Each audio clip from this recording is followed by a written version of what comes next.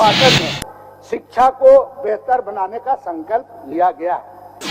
सभापति महोदय, परंतु झारखंड प्रदेश के विशेषकर ग्रामीण क्षेत्रों में सरना आदिवासियों के द्वारा जमीन को संरक्षित करते हुए कच्चे मकान, घास फूस में बने कमरों में बेरोजगार युवकों के द्वारा स्कूल चलाया जा रहा है। ये गौर करने की बात है, क्योंकि सारे लोग सदन आदिवासी की बात करते हैं, लेकिन आज तक इस चीजों को ध्यान नहीं दिया गया। अध्यक्ष महोदय, स्कूली शिक्षा एवं साक्षरता विभाग, उच्च एवं तकनीकी शिक्षा विभाग द्वारा पेश बजट के पक्ष में बोलने के लिए मैं खड़ा हुआ। अध्यक्ष महोदय, आगामी वित्तीय वर्ष 2022-23 में स्कूली शिक्षा एवं साक्षरता विभाग के लिए 11,660 करोड़ 68 लाख रुपए का बजट प्रस्तावित है। उच्च एवं तकनीकी शिक्षा के लिए वित्तीय वर्ष 2022-23 के लिए 2,026 करोड़ 13 लाख रुपए का बजट का प्रस्तावित है। अध्यक्ष महोदय, शिक्षा की दुनिया में किसी भी चीज को सीखने और उसका ज्ञान प्राप्त करने के लिए एक प्रक्रिया है। शिक्षा हमें नैतिकता और सदाचार सिखाती है, इसलिए किसी भी देश और समाज को स्थिर रखने के लिए शिक्षा आवश्यक है। अध्यक्ष महोदय, 2 वर्ष कोरोना के चपेट में आने से राज्य की शिक्षा व्यवस्था बिल्कुल चरमरा सी गई थी, जिसे वर्तमान सरकार द्वारा तेजी से पटरी में लाने का प्रयास किया जा रहा है, जो सराहनीय है। अध्यक्ष महोदय, शिक्षा का बजट बहुत ही संतुलित है, परंतु राज्य में या तो राज्य स्तरीय कुछ महत्वपूर्ण बिंदुओं को मैं सरकार की ओर आज ध्यान आकृष्ट करना चाहूंगा। अध्यक्ष महोदय, गैर सरकारी सहायता प्राप्त अल्पसंख्यक सहित प्रारंभिक विद्यालयों में शिक्षकों की नियुक्ति मार्च 2019 के पश्चात स्थगित है, जबकि मैं उसको सवाल लाया था उस दिन, लेकिन इसको स्थगित है। अध्यक्ष महोदय, इस कोटि के विद्यालयों का वर्ष 1978 के पश्चात नियुक्ति या सेवा से संबंधित कोई नियमावली गठित नहीं है।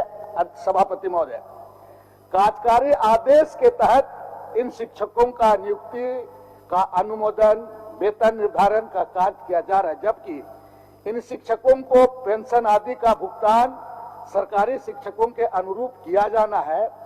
अध्यक्ष महोदय, इस कोटि के विद्यालयों के शिक्षकों के लिए नियुक्ति नियमावली गठित किया जाना अति आवश्यक है और साथ में नियुक्ति पर जो रोक है उसको तत्काल प्रभाव से उसको समाप्त किया जाना चाहिए। सभापति महोदय, प्रारंभिक एवं माध्यमिक शिक्षकों का स्थानांतरण, मीरा जी कह रही थी, मैं उसी पर ही आ रहा हूं।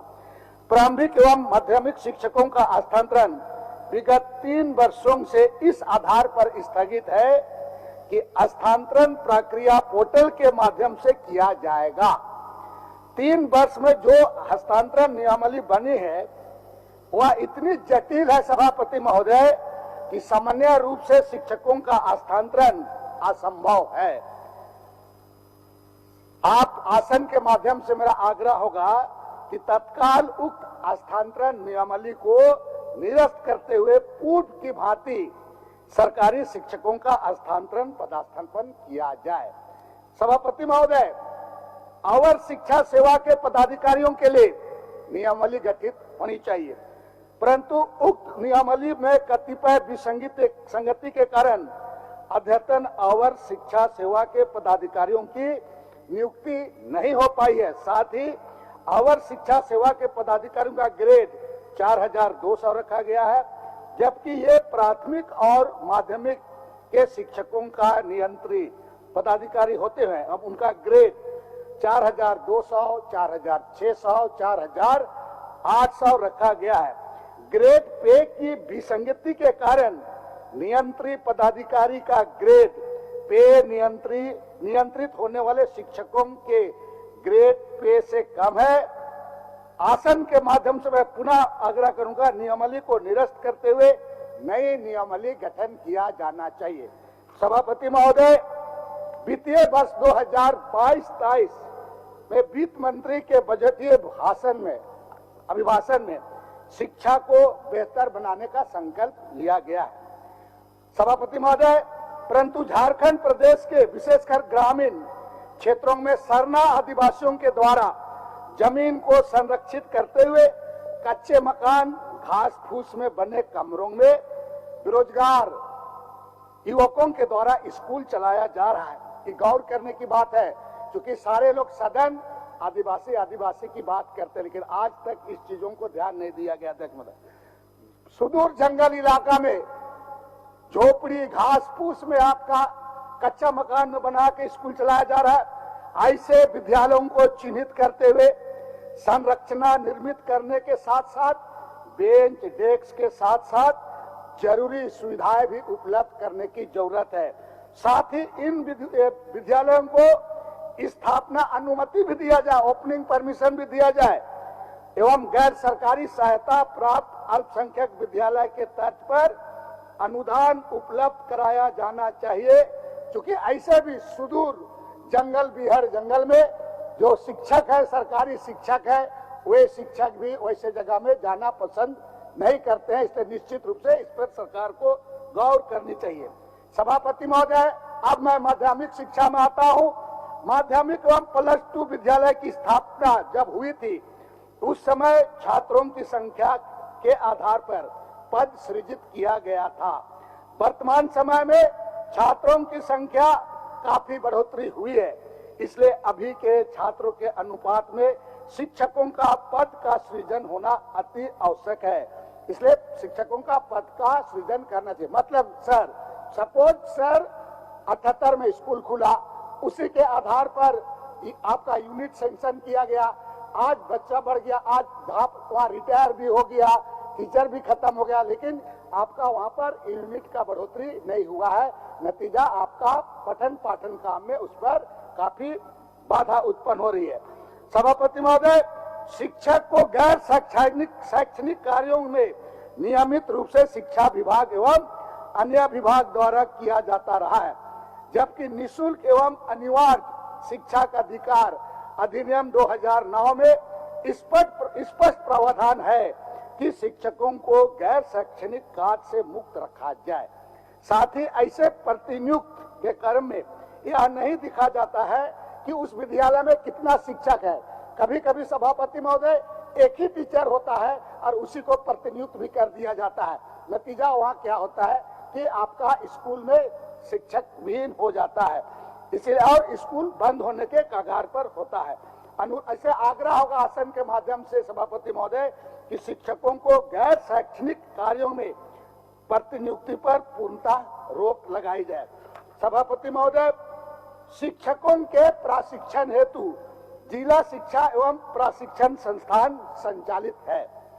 प्रत्येक जिला में एक एक ऐसे संस्थान स्थापित हैं, परंतु कई ऐसे जिला और शिक्षा में प्रशिक्षण संस्थान जहाँ है, कहीं पर पुलिस वहाँ पर उसको अपने अधीन में कर लिया है, कहीं पर दूसरे विभाग कर लिया गया है, और नतीजा क्या हो रहा है वहाँ कि आपका शैक्षणिक माहौल वहाँ बिगड़ रहा है, और जो शैक्षणिक संस्थान को जिसके लिए उपयोग किया जाना चाहिए उन चीजों में नहीं कर रहा है। इसलिए हमको लगता है कि अविलंब ऐसे संस्थान में जहाँ पर अन्य विभाग के द्वारा जो संचालित किया जा रहा है उसको खाली करवा करके जो जिस उद्देश्य से बनाया गया है उस उद्देश्य के लिए उसको उसकी दिशा में बढ़ना चाहिए। सर, आपका आवंटित समय खत्म हो रहा है। जी सर, आपका समय खत्म हो रहा है। जी जी, एक मिनट अभी रुको। सभापति महोदय, हम बहुत आदिवासी मूलवासी भाषा बहुत बात करते हैं, लेकिन अगर देखा जाए तो पूरे प्रदेश में भाषा से रिलेटेड भी आंदोलन चल रहा है, लेकिन हम कभी भी सरकार राज बनने के बाद बहुत सरकार आई गई, लेकिन कभी भी हम इन चीजों को धरातल पर उतारने का प्रयास कभी नहीं किया गया। सभापति महोदय, आज जैसे कभी राजेश कच्छप जी बोले, निश्चित रूप से भाषा एकेडमी यहाँ अभी तक गठन नहीं हुआ है, इसलिए भाषा एकेडमी का गठन किया जाना चाहिए। और इसमें महत्वपूर्ण बात है सभापति महोदय, पूरे झारखंड प्रदेश में 5 प्रमंडल है, और पांचों प्रमंडल इस झारखंड प्रदेश में अगर कहा जाए तो हर एक 30 किलोमीटर में यहाँ का भाषा, यहाँ का संस्कृति अलग अलग बदलता है। इस परिस्थिति में मैं कहूंगा, मेरा आसन के माध्यम से सुझाव होगा सरकार को कि प्रत्येक प्रमंडल में भाषा एकेडमी को खोला जाना चाहिए ताकि भाषा को हम संरक्षित कर सके और भाषा को हम विकास कर सके। साथ साथ सभापति महोदय, हम सभी जनजातीय एवं क्षेत्रीय भाषा की विकास की बात तो करते हैं, परंतु इसे मूल रूप से धरातल में उतारने का प्रयास कभी नहीं किया गया। सरकार से मेरा आग्रह होगा कि जनजातीय एवं क्षेत्रीय भाषा की पुस्तकों का प्रकाशन करने में अनुदान मुहैया कराए और इसके लिए अलग से बजट राशि का प्रावधान कराया जाए, जिसे ज्यादा से ज्यादा जनजातीय भाषा और क्षेत्रीय भाषाओं का पुस्तकों का प्रकाशन किया जा सके। सभापति महोदय, आज अगर कहा जाए कि प्राथमिक विद्यालयों में जनजातीय एवं क्षेत्रीय भाषा के शिक्षकों की पद सृजित नहीं है, माध्यमिक विद्यालयों में मात्र 90 शिक्षकों का ही पद सृजित है। संक्षेप करें। इंटरमीडिएट में अगर कहा जाए सभापति महोदय, संक्षेप तो करें। एक भी इंटरमीडिएट में एक भी माननीय सदस्य टीचर्स नहीं है जनजातीय और क्षेत्रीय भाषा का। माननीय सदस्य, आप सर, संक्षेप करें। थोड़ा अब बहुत समय दे दिया। आसन की कृपा रही आपकी, आपके ऊपर भी आपका इंटरमीडिएट में आपका जनजातीय और क्षेत्रीय भाषा के टीचर्स नहीं, आपका सृजित नहीं है सर। डिग्री स्तर पर 82 शिक्षकों का पद सृजित है। हम कैसे कह सकते हैं कि जनजातीय भाषा और क्षेत्रीय भाषा को हम विकसित करेंगे? ये घोर उपेक्षा है, इसलिए इस पर सरकार को ध्यान देने की आवश्यकता है। सभापति महोदय, जनजातीय एवं क्षेत्रीय पीजी विभाग में 5 जनजातीय और 4 क्षेत्रीय विभाग संचालित है। आप समाप्त और करिए। इसमें सभापति महोदय मात्र एक नॉन टीचिंग आपका स्टाफ है पूरे पीजी डिपार्टमेंट में, मात्र एक है। बताइए कैसे चलेगा? आप कैसे यहाँ का जनजातीय भाषा और क्षेत्रीय भाषा की बात, आप उसको संरक्षित और विकास करने की बात करेंगे?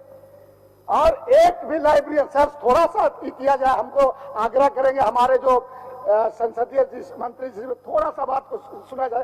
एक भी लाइब्रेरियन नहीं है सर, तुम्हारे यहाँ का आदिवासी के लिए आप अन्याय हो रहा है कि नहीं, बात का सुनने का भी ताकत लोगों को होना चाहिए। एक भी लाइब्रेरी नहीं है सभापति महोदय। और सभापति महोदय, डिग्री कॉलेजों में छात्रों के अनुपात में शिक्षक की भारी कमी है। यूजीसी की गाइडलाइन के अनुसार छात्र और शिक्षकों का अनुपात 20.1 है, जिसका अनुपालन नहीं हो रहा है, जिसका कारण है कि सभी महाविद्यालयों में काफी पहले स्थापना हुआ था, उस समय छात्रों की संख्या कम थी, उसी के अनुसार शिक्षकों की बहाल हुआ था। अब छात्रों की संख्या में बढ़ोतरी हुई है, शिक्षकों का नियुक्ति नहीं होना, उसका यूनिट आपका बढ़ाना नहीं। अब इस परिस्थिति में कहा जाए, आपका अगर इसके संबंध में निश्चित रूप से कहीं नहीं कहीं शिक्षा विभाग और वित्त विभाग में तालमेल नहीं होने के कारण ये पद सृजन सही तरीके से नहीं हो रहा है। आप समाप्त करिए। अंत में हम कहेंगे सर, आखिरी में खत्म करें। अध्यक्ष, सभापति महोदय, राज्य में मॉडल कॉलेज का तो निर्माण कर लिए हैं, लेकिन उसमें ना बेंच है ना डेस्क है। नया भवन बना दिए, काम बेकार का काम पड़ा हुआ, उसमें बेंच डेस्क आपको भेजना होगा। साथ साथ में कहा जाए चालू कराने के लिए उसको सारा चीज को ठीक करना होगा। साथ में सभापति महोदय, नॉन टीचिंग स्टाफ का भारी कमी है, इसके लिए भी पद सृजित करना होगा। कंप्यूटर के लिए आप अभी कंप्यूटर का जमाना, कंप्यूटर होगा कहा करते हैं, एक भी पद इसका सृजित भी नहीं हुआ है सभापति महोदय। साथ में एक महत्वपूर्ण कहकर के अपनी बात को समाप्त करेंगे सभापति महोदय, ये ग्रामीण क्षेत्र के छात्र छात्राओं को काफी कठिनाई हो रही है, इसको गौर करने की जरूरत है सभापति महोदय। कॉलेज में नामांकन परीक्षा फॉर्म भरने में ऑनलाइन प्रक्रिया अपनाई गई है, कैफे का चक्कर में लग जाता है, ग्रामीण क्षेत्र के लोगों को दिक्कत होता है, नतीजा उसका एग्जाम में भी अपियर नहीं हो पाता है और न किसी तरह का फॉर्म भर सकता है, जिससे ग्रामीण क्षेत्र के छात्राओं को काफी कठिनाई होती है। इसलिए इस बात को मैं आप आसन के माध्यम से सरकार से इसको आग्रह करूंगा, अपने जवाब में देना भी चाहिए कि छात्राओं का सुविधा के लिए पूर्व की भांति ऑनलाइन को यथावत रखना चाहिए, ऑनलाइन को यथावत रखना चाहिए, ये बात। सभापति महोदय, अब समाप्त करिए, समय हो गया है आपका, अब समाप्त करिए, अब बैठ जाए। शशि भूषण मेहता जी, एक मिनट।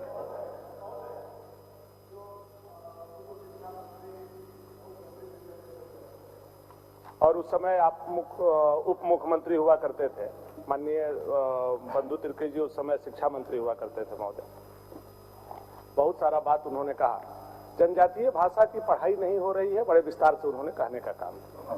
हम लोग भी बराबर इस बात को बोल रहे हैं कि अभी जो सरकार ने नियोजन नियमावली लाई है महोदय, उसमें जनजातीय भाषा की पढ़ाई नहीं हो रही है और जनजातीय भाषा के आधार पर ही उनकी नियुक्ति होनी है। जब पढ़ाई ही नहीं हो रही है तो नियुक्ति कैसे होगी?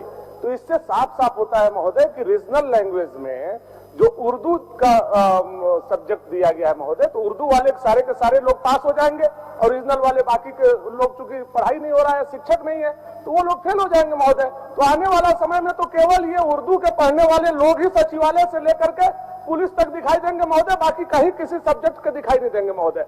इसलिए बार बार हम लोगों के द्वारा इस गंभीर विषय को उठाया गया है महोदय कि पहले आप बहाली कर लीजिए, पहले आप शिक्षकों को रख लीजिए, उसके बाद तो जाकर के ये अगर नियम कानून कायदा लगाए और हिंदी को कम से कम जोड़ दें। बहाली हो रही है, हिंदी को जोड़ने से क्यों भाग रही है सरकार महोदय? आज प्राइमरी स्कूल से लेकर के +2 और डिग्री तक केवल और केवल हिंदी में पढ़ाई हो रही है महोदय, या इंग्लिश में पढ़ाई हो रही है, और उसको जो है आप मेरिट लिस्ट से हटाने का काम किए हैं। तो ये बात जो हम लोग बराबर बोलते आ रहे हैं महोदय, आज कांग्रेस के माननीय विधायक, वरिष्ठ विधायक ने कहा है महोदय, इस पर सरकार को विचार कर। ठीक है, बैठिए, बोलिए, समाप्त करिए आप समाप्त करिए। हमने शशि भूषण मेहता जी का नाम पुकार लिया है। कंक्लूड। सभापति महोदय, कौन? अच्छा, कंक्लूड करने दीजिए। क्या सुनो जी? अरे नहीं, कैसे होगा कंक्लूड, बेइज्जती होगा। हमारे भाई भानु जी हर मौके का इस्तेमाल उर्दू रटने के लिए करते हैं, बहुत प्रेम है उर्दू से। सरकार ने जेएसएससी की नियमावली में जिन चीजों को समाहित किया है, माननीय मुख्यमंत्री जो सदन नेता है वो अपना वक्तव्य स्पष्ट कर चुके हैं। ये भ्रम फैलाने वाले लोग व्यवस्था के सवाल पर खड़े होकर, सूचना के सवाल पर खड़े होकर इन चीजों को करते हैं जिससे कि जनता के बीच में गलत संदेश जाए। आदरणीय बंधु जी ने बिल्कुल सही कहा कि हमें जनजातीय भाषाओं की पढ़ाई को सुदृढ़ करने की जरूरत है। किसने इनको यह कह दिया कि सारे उर्दू भाषी जीत जाएंगे? अच्छा बेटे ना, मान्यवर, मैं यही कहना चाहता हूं कि अपने समय में बोले, अपने विषय पर बोले, व्यवधान उपस्थापित करके ना बोले। माननीय सदस्य महोदय, कंक्लूड, एकदम कंक्लूड। राज्य के मदरसों एवं धार्मिक शिक्षा के साथ साथ आधुनिक शिक्षा के पाठ्यक्रम जोड़े जाए, कंप्यूटर शिक्षा, स्मार्ट क्लासरूम, लाइब्रेरी इत्यादि सुविधान। अरे भाई, इसमें क्या है कि जैसे आलिम हुआ सभापति महोदय BA, फाजिल हुआ MA, परीक्षा वर्तमान जैक उसको लेती है, इसको विश्वविद्यालय के द्वारा संपादित किया जाना चाहिए। धन्यवाद। ठीक है, धन्यवाद। बैठिए, आप बैठ जाए। माननीय सदस्यगण, सभा की सहमति हो तो सरकार के उत्तर तक समय बढ़ाया जाए। आप बैठ जाए बंधु जी, आप बैठ जाए, बहुत हो गया।